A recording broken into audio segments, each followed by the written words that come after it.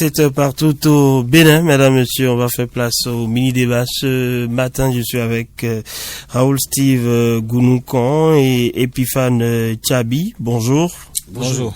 Alors, cette question sur le tapis, peut-on vraiment lutter contre la corruption sans changer le peuple ? La corruption, d'abord il faut dire, ce fléau n'est pas seulement, comme beaucoup, en tout cas se tardent à le caricaturer, ce n'est pas un phénomène qui est exclusivement réservé, j'allais dire, aux pays africains. Et ce n'est non plus un phénomène qui est né il y a de cela quelques années. C'est un phénomène qui existait, qui a existé et qui, pendant longtemps, peut-être va encore exister malgré les moyens de lutte. C'est que les États successifs ou les gouvernants successifs ne cessent donc de mettre en place.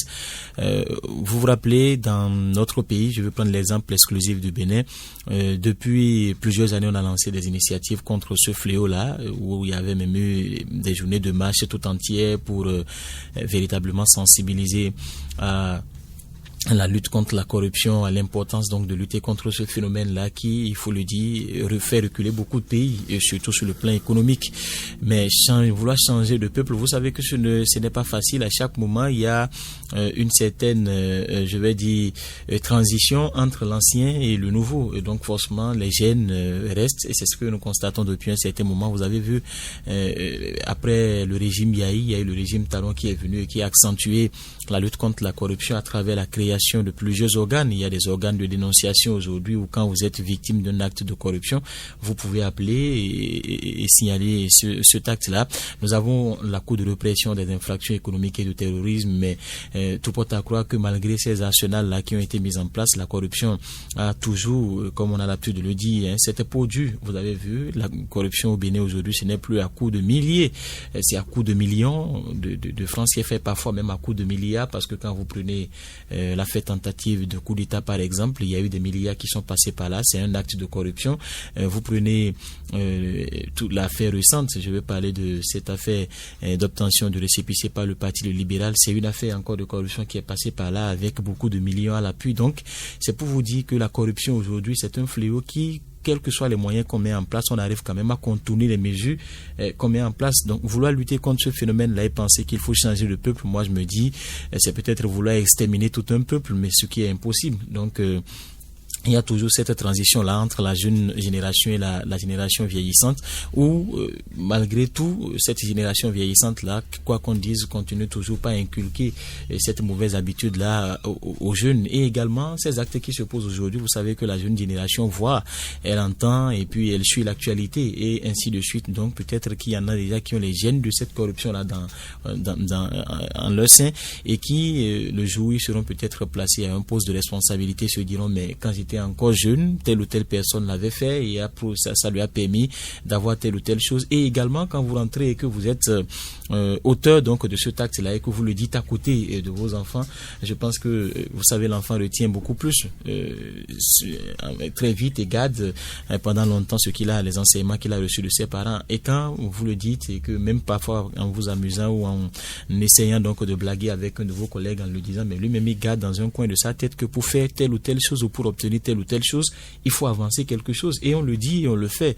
Et parfois, vous entendez certaines personnes dire, quand tu vas faire quelque chose, il faut mettre le caillou là-dessus pour que le vent ne l'emporte pas. Donc, ces expressions-là, à un certain moment, l'enfant finit par le développer. Même si ce n'est pas dans le cadre administratif, on le fait et des jeunes le font déjà. Donc, je pense que ce serait difficile. C'est peut-être qu'il faut trouver la façon la plus efficace donc de lutter contre ce phénomène-là. Sinon, vouloir changer de génération, je pense qu'il serait difficile. Alors, comment y arriver, Raoul Steve Gounoukan? Les dirigeants montrent la volonté.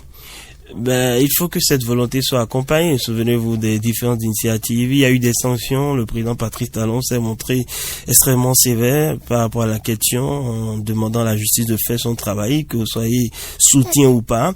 Et on l'a vu. Mais le phénomène n'a pas régressé pour autant, hein. Et il faut dire que il faut d'autres mécanismes maintenant, d'autres approches pour mieux contrer ce phénomène. Oui, il faut d'autres approches et justement à la question, peut-on lutter contre la corruption sans changer le peuple? Je dirais non.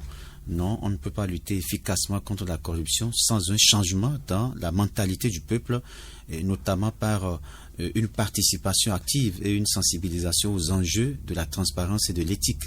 il est vrai qu'il est possible de mettre en place des mécanismes de lutte contre la corruption, tels que des lois plus strictes, des lois plus rigoureuses, des sanctions sévères, des contrôles rigoureux et des campagnes de sensibilisation. On a vu tout ça dans notre pays à travers les différents régimes que nous avons connus. Cependant, ces mesures ne seront pas pleinement efficaces si le peuple ne se mobilise pas et ne soutient pas ces initiatives, ces efforts. Voilà pourquoi il est important quand même d'impliquer le peuple dans la lutte contre la corruption.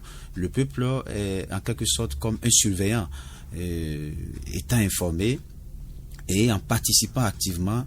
Le peuple peut détecter et signaler les cas de corruption, ce qui permet aux autorités de prendre des mesures rapidement et efficacement. Et donc, sans une implication du peuple, on n'aura pas les résultats. Et vous avez vu les différents mécanismes qu'on a mis en place avec tous les régimes qu'on a connus. Vous vous rappelez la cellule de moralisation de la vie publique sous le président Kérékou. On a vu la marche verte sous le président Boni Yahi, ainsi de suite. On a Soglo aussi à lutter contre la corruption. Et encore plus avec le président Patrice Talon, avec la création de la CRIET et tout le mécanisme mis en place. Donc, en réalité, le peuple est, disons, le moteur de ce changement-là. Si véritablement on l'implique, une mobilisation populaire forte peut, disons, exercer une pression sur les gouvernants et les institutions pour mettre en place des réformes anti-corruption et pour qu'ils soient plus transparents. Donc, le peuple est un acteur, en réalité de la prévention. Mais si le peuple n'est pas informé, et si le peuple ne maîtrise pas, n'a pas toutes les informations qu'il faut, eh bien, ça va être difficile d'impliquer le peuple et de voir le peuple comme un acteur qui prévient. Oui, changer le peuple, c'est déjà agir sur les enfants, les tout petits, et revoir voilà. L'éducation, revoir comment inculquer des valeurs à ceux qui sont deviendront le bénin du futur. Il faut aussi faire en sorte que les gouvernants soient des modèles. Parce que si le peuple, chaque jour, on parle de la lutte contre la corruption et que chaque fois, on apprend que dans telle institution, il y a eu des détournements, dans telle autre, c'est des millions qui partent, parfois des milliards. Lorsque vous apprenez ça, ça fait que le peuple parfois se dit, mais tout ce que nous faisons, parce que n'oublions pas, c'est toujours sur ce que la population cotise, qui permettent aux gouvernants d'asseoir leur politique. Et maintenant, si chaque jour on apprend ça, c'est que c'est frustrant. Et c'est d'ailleurs pour ça que des mécanismes sont mis en place. Mais il va falloir aussi que ce peuple s'informe. Parce que lorsque vous croisez les bras pour dire, bon, j'attends tout de l'État, non. C'est pourquoi on dit que nul n'est censé ignorer la loi, mais nul n'est censé aussi ignorer l'information. Donc, il faut que le peuple soit attentif, le peuple suive également tout ce qui se dit, les débats sur l'actualité, soit informé pour pouvoir agir et accompagner les gouvernants dans la lutte contre la corruption. Donc, ce n'est plus l'affaire seulement de ceux qui nous dirigent, mais c'est aussi le peuple. Si véritablement le peuple est impliqué, je pense qu'on peut avoir les résultats. Voilà, mais il faut montrer aussi l'exemple.